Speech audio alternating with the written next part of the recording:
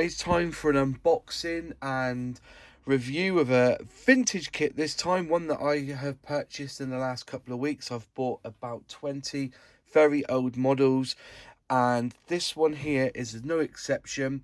This is the Lavochkin La-7, which is a Russian fighter plane that came into service at the end of the Second World War.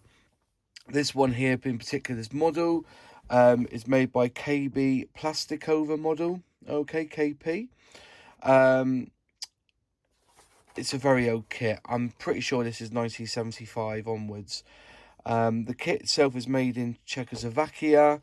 It's a 1:72. Lovely artwork on the side. SU-60. Or the, I think it comes with two sorts of decals. Sorry, it comes with the Russian decals or the Czech decals with it. So I should have said that at the beginning. So you've got a bit of a choice. There's the price when it was sold back in the day. It's a lovely looking box art on the front. But just get into a bit of history of the actual plane.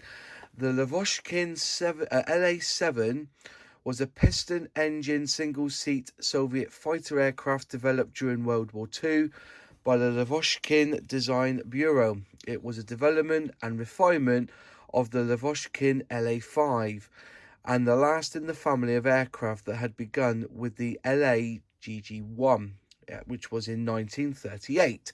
The first flight was in early 1944 and it entered service with the Soviet Air Forces a year later. A small batch of the La-7s was given to the Czechoslovakian Air Force the following year, but it was otherwise not exported. Armed with 2 or 3 20mm cannons, it had a top speed of 661 kilometres per hour, but in English terms that's 411 miles per hour. The La-7 was felt by its pilots to be at least the equal of any German piston engine fighter. It was phased out in 1947 by the Soviet Air Force, but served until 1950 with the Czechoslovak Air Force. The guy who designed it, Semyon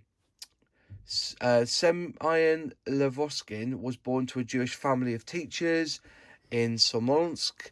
After graduation in 1918, he enlisted into the Red Army and served in the infantry in the Russian Civil War. And in 1920, he began studies at the Moscow State Technical University, which he graduated in 1927. Central Aerodynamic Institute, where he assisted in the design of the Tupolev TB3 heavy bomber. And while he was at the institute, one of his colleagues was the French seaplane designer Paul Richard. Now, the engine in this beast was the Shvetsov, I think it's called, ASH-82, or M82, which is what it's commonly known as, which was the Soviet 14-cylinder, two-row air-cooled radio aircraft engine. And it was developed from the Shvetsov M62. Now, the M62 was the result of development of the M25, and that M25 was a licensed version of the Wright R1820 Cyclone. Now, to go back even more history, the Wright R1820 Cyclone 9 is the American engine developed by Curtiss Wright, widely used on aircraft in the 1930s, but it was known famously for the B-17 Flying Fortress horsepower. That's what it was. It was based on, that the engine that was in here was based on that Wright R1820 Cyclone. Amazing bit of history there for you. Sadly, believe it or not, there's only 3 surviving aircraft left of the La-7, which was left from over 5,700 built. And these 3, unfortunately, are no longer flying. They are static. There's 2 in Moscow and 1 in Prague. So there's the history of the plane. Before we get into the box, I just want to say that this kit, this actual tooling, has been around since 1973. It was reboxed by KP Models in the mid-1990s, and then Copro Mastercraft, they brought it out in the 2000s with new decals. Then they reboxed it again roughly around the middle of the year 2000, 2005, 2006. KP Models put it out again in 2010, 2011, and then new decals in 2013 was given, and then finally in 2017, 2018, SMER Models have now released it with the same tool. No new box, etc. Probably new decals as well, or decal, sorry. And yeah, it's basically there. So there you are with that. That is the history of this box. So while we're at it, let's have a look inside. Now, as I open the box, it's just a lidded box. You can see the tape's all basically perished there. There's no stickiness there. KP model. So inside the box, you get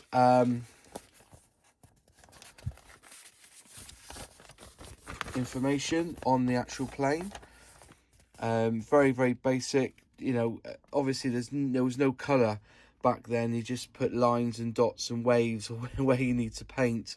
I don't quite know what the paint is on this, but all of it is in, I presume it's either Czech or, I presume it's Czech or Russian. I think it's Czech actually. All the instructions. Open it up, and there you have the instructions all over one page. Just shows you the sprues there. So there's 1, 2, 3, 4 sprues. Okay, that looks like a stand that comes with it. There you go. It's all basic exploded view put together, so it's not very well detailed, as in, you know, step by step. Very, you know, you've really got to look at where you're putting stuff, following the dotted lines to where the pieces go, which is a little bit unfortunate that they have the engine separate. And then E, I wonder what E is. Well, that's if you have the wheels up, the undercarriage up. And then some more information there. That's I don't really know what that is, so I don't read Czech very well. Oops, just caught the camera there slightly. Just stop that wiggling. Just caught the camera.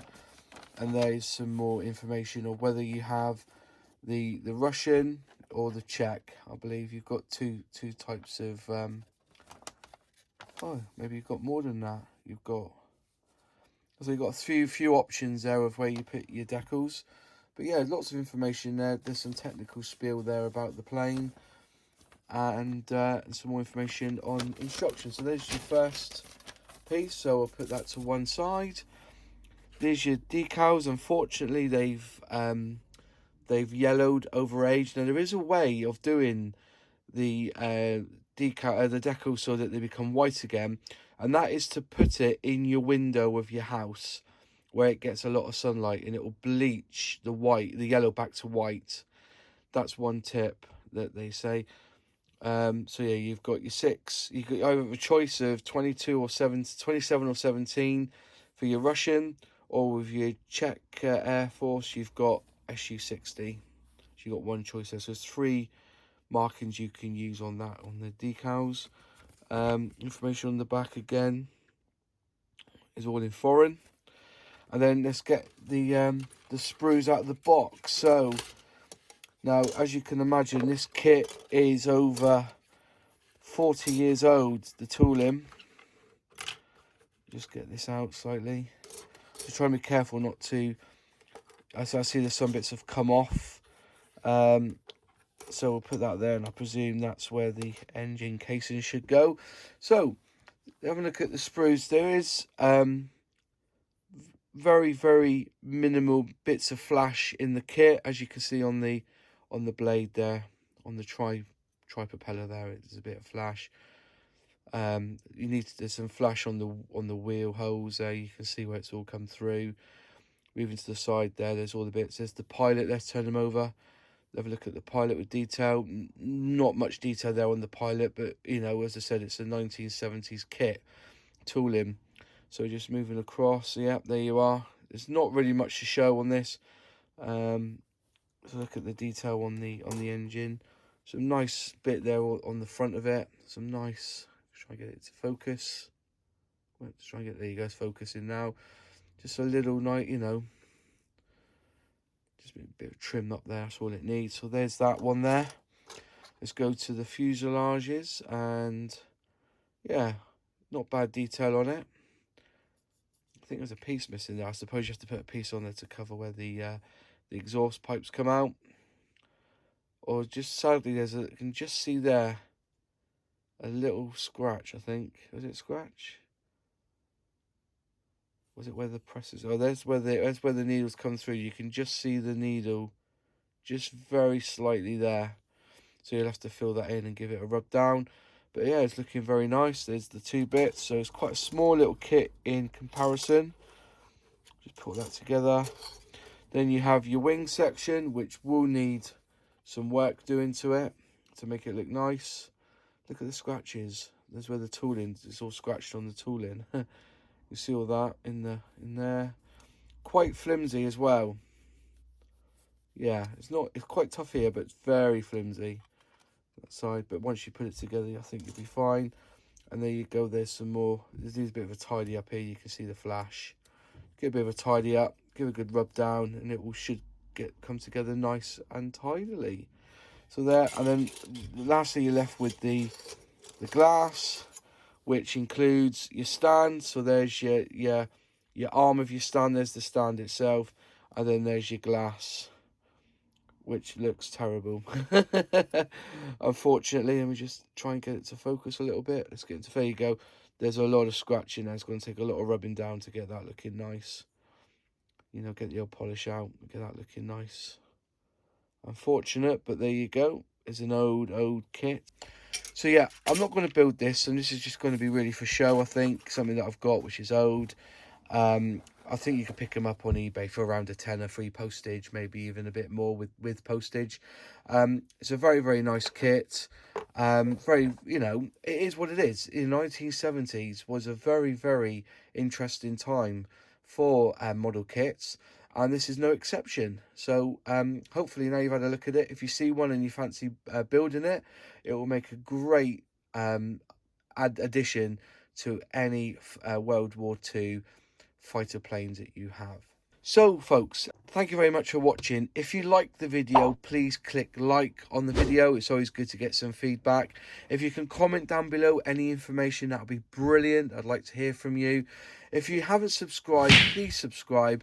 And if you've done all of those things, could you please just do one more thing for me and share the video? Thanks for watching. See you in the next one. Cheers.